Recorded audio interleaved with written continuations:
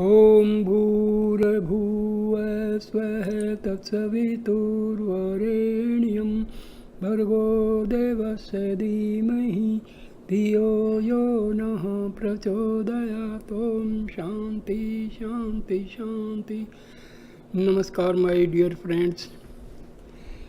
I am making this video on the identity of Bhagwan Sri Ramana Maharshi.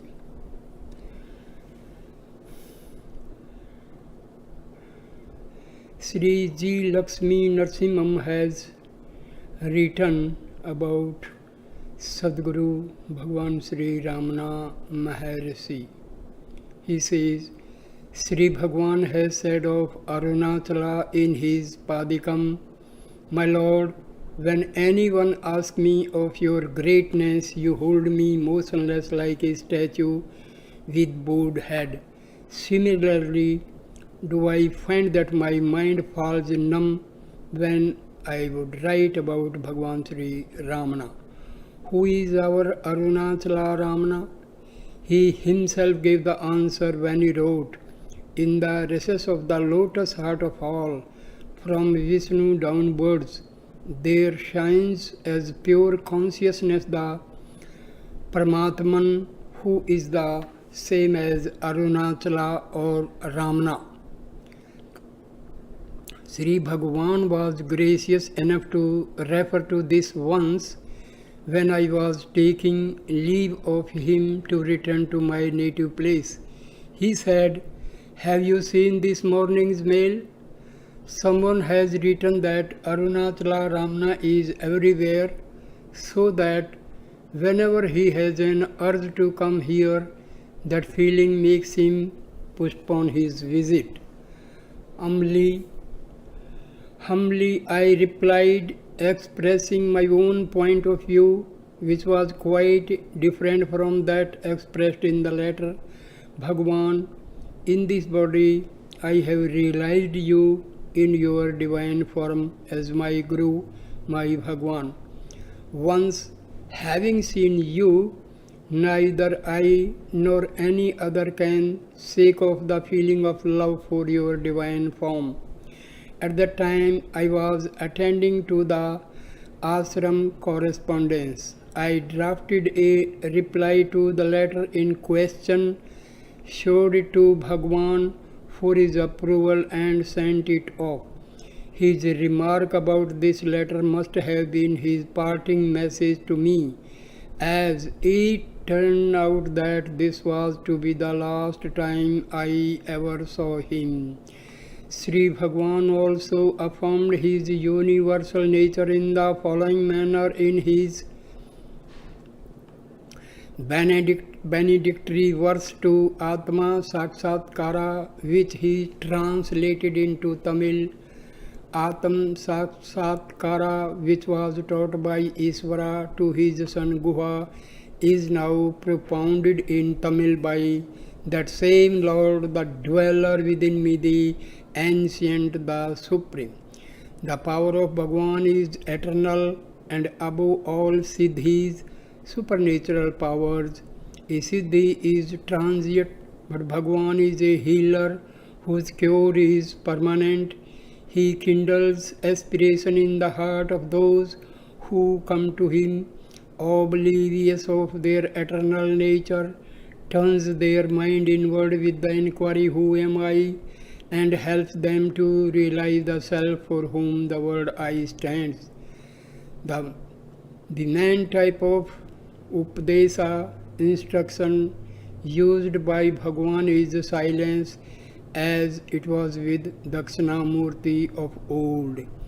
Divine bliss permeated those who sat around him. In this silence, the doubts of his devotees are cleared up and their questions are either answered or fade away and cease to appear necessary. This silence is dynamic force, eternal and universal in nature.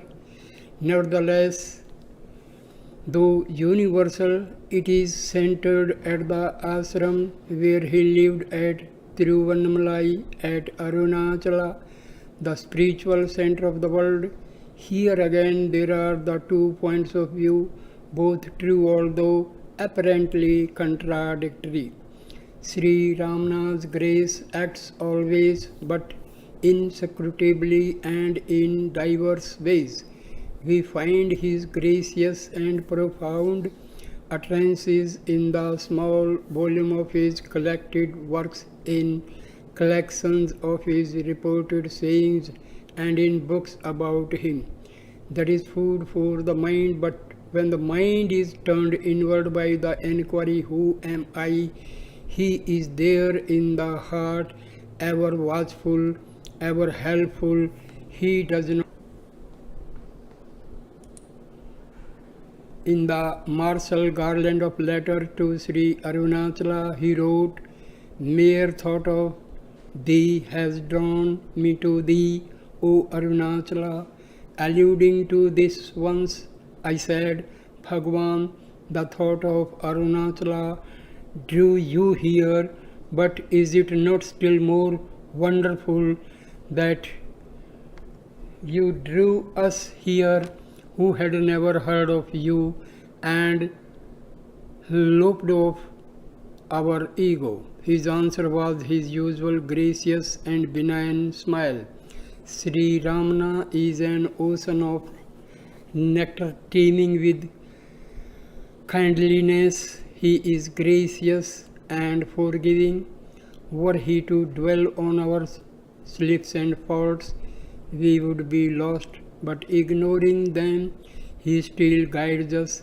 He instills hope when we are dejected and stretches out his sporting hand to lead us towards the goal. The only things required of us are perseverance and faith to him.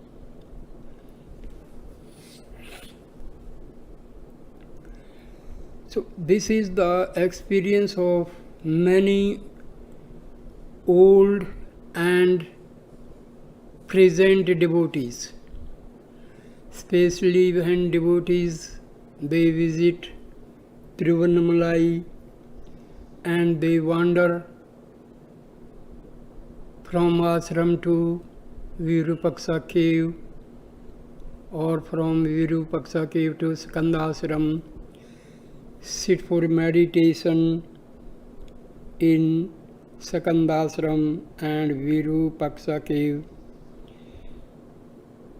We feel the presence of Maharshi. We feel the vibrations of his divine power is fully present in these caves. I myself had experienced this while sitting in Skandashram and Virupaksa cave. Powerful vibrations are experienced. The current of spirituality circulates in the whole body, and there is difference when we are in the Arunachala or away from Arunachala. So whenever this is the experience, not only very few, whosoever is visiting Arunachala, definitely everybody experience these type of vibrations, especially when people are going for pardakshina. That time they feel lot of vibrations in their body. And Virupaksa cave and Sakand ashram are the two main places where Bhagwan has done the tapas, austerities, and he had spent his youth there. So we must visit Arunachala whenever get the chance. Arunachala is definitely a storehouse of divine energy, and we must visit whether we get time or not, but we must strive to visit this holy place and experience the divinity, experience the presence of divine power of Bhagwan Sri Ramana Maharshi. And whosoever wants to visit must visit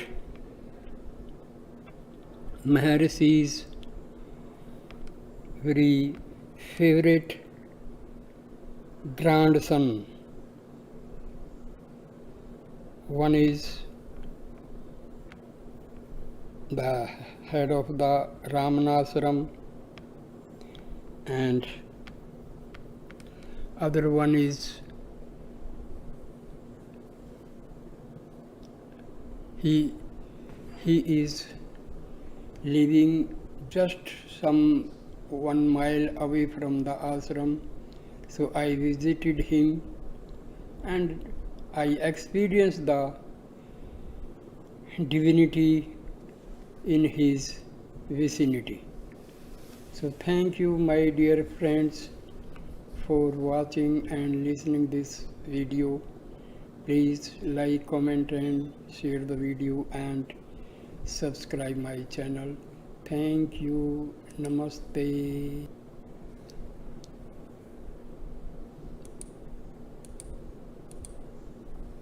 V. Ganeshan is the grandson of Maharshi Bhagwan Ramana.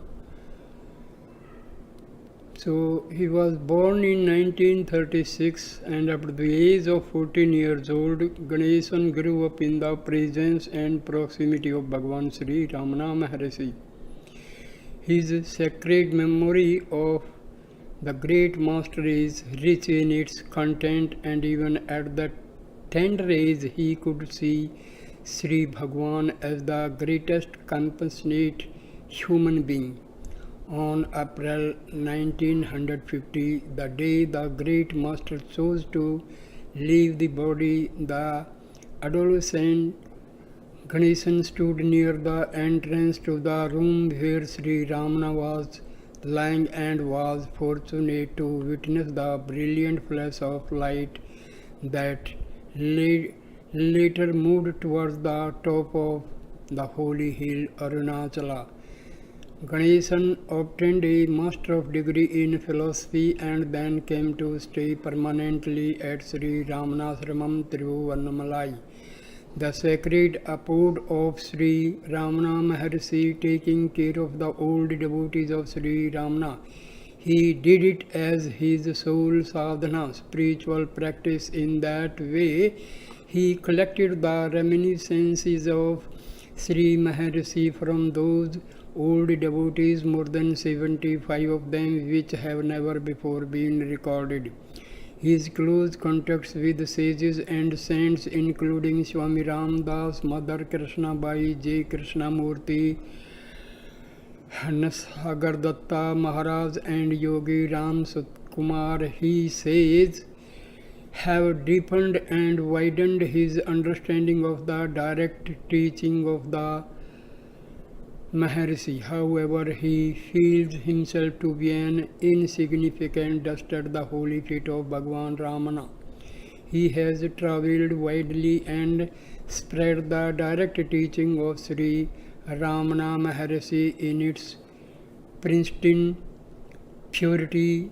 Wherever he was invited to give talks, he has authored a few books on the life and teachings of Bhagwan Ramana, among others. Purushottama Ramana, Be the Self, Moments Remembered, Direct Teaching of Bhagwan Ramana, and Practicing Self-Inquiry are very popular.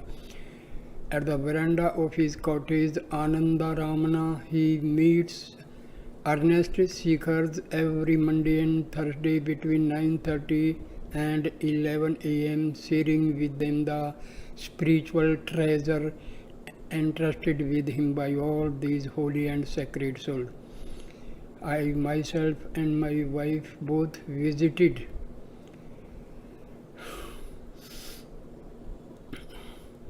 respected V. Ganesan at his Ananda Ramana home, and we experienced great spiritual powers. So, dear friend, thank you for watching this